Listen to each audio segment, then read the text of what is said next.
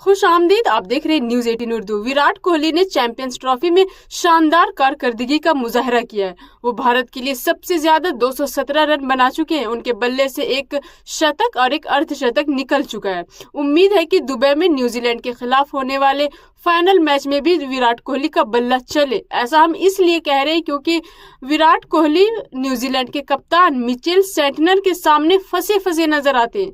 आपको जानकर ये हैरानी हो सकती है कि वनडे क्रिकेट में गेंदबाजों की नींद उड़ाने वाले विराट कोहली का बल्ला मिचेल सेंटनर के सामने मानो रुक सा जाता है। आइए हम आपको बताते हैं कि विराट कोहली का रिकॉर्ड मिचेल सेंटनर के खिलाफ कैसा है।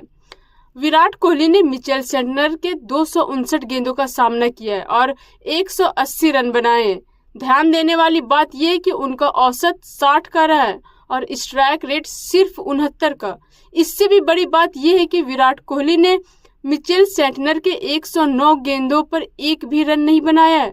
जी हाँ, मतलब विराट कोहली ने इतने सारे गेंद डॉट खेले। विराट कोहली ने मिचेल सेंटनर के खिलाफ सिर्फ 5 चौके और 2 छक्के ही जड़ सके।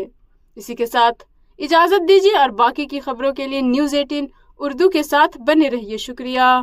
फी अमानिल्लाह।